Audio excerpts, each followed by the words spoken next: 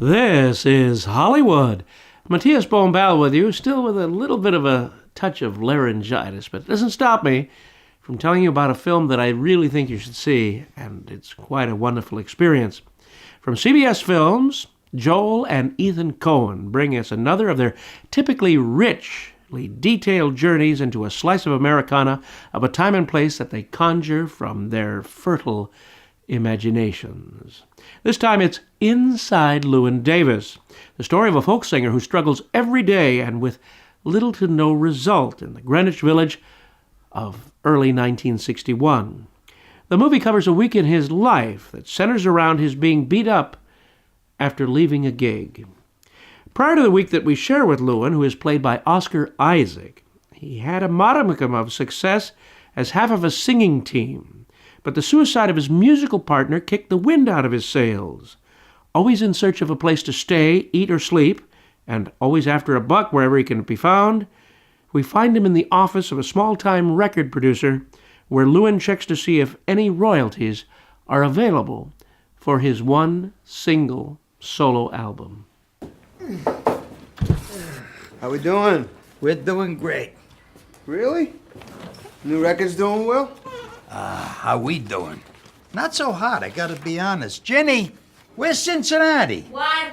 Cincinnati, it's not in here. It should be in there. It's not in here, I'm telling you. Is it? Cincinnati? Yeah. I got it. What? I got it. You got Cincinnati? Yeah, you want it? Could I have it? Should I bring it in? Yeah. Do you owe me something? You have to owe me something. I wish. People need time, you know, get to know you, buy you as a solo act, even know you're a solo act. Cincinnati is not good. That's it, right? Yeah, this is it, God help. Nobody knew us when we were a duo. It's not like me and Mike were ever a big act. It's not a big re-education for the public. Mel? Mel! How you doing, kid? The record producer you saw there, Mel Nabokov, was played marvelously by the late Jerry Grayson, who unfortunately died last March, and he and his secretary make that scene a high point in the movie for me. It brings to me the realization that the Coen brothers have now taken the mantle from Ingmar Bergman and Federico Fellini in the use of singular, unforgettable faces in films. Characters that leave indelible visual impressions, faces that you can't see anyplace else. Cramping his style along the way as an unforgiving ex-lover, played relentlessly and very well by Carey Mulligan, along with a bizarre cast of folks that belong in a Coen brothers movie. The obligatory John Goodman offering, great as always, and returning to the screen as a nightclub owner, F. Murray Abraham, who in his few moments on screen is fantastic. This movie is the second in release at this time, set in 1961. The other one is, of course, Disney's Saving Mr. Banks. And this movie, so much more than the Disney release, really captures an authentic feel for the period perfectly. As an example, the cars passing in the background are much older than 1961, which gives a more authentic feel to it actually being 1961 when not everyone was driving the latest model of 1961, as often happens in period films. In this picture, the majority of the folks are smoking. Growing up in the early 70s, I clearly recall so many people used to smoke.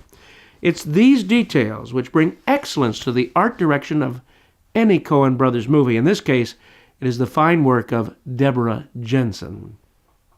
Musician-turned-actor Justin Timberlake also appears as a folk singer. Here's a peek. There's someone special in the audience tonight who maybe get up and help me out here if you give a round of applause. I don't have my guitar. I know that you folks know him and love him. Ladies and gentlemen, Jim and Jean.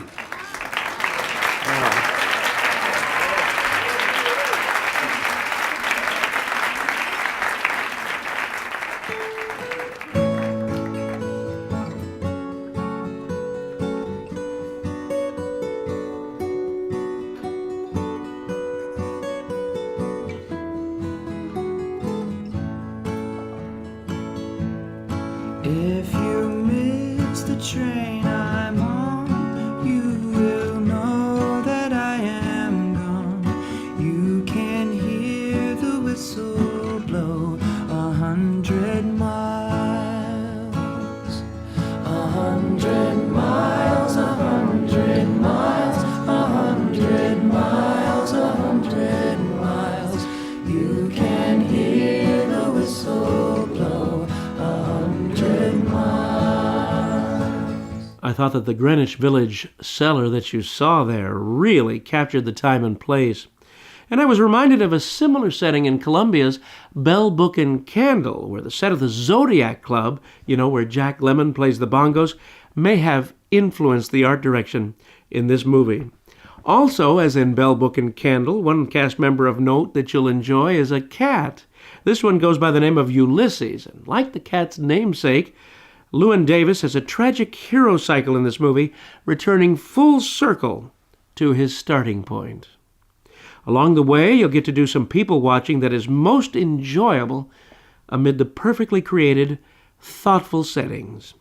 You may not find yourself won over by Llewyn himself, brilliantly played by Mr. Isaac, largely because his part is not written entirely sympathetically. But if I know the Coen brothers, that's the way they wanted it. This is your pal, Matías Bombal, bidding you a fond farewell.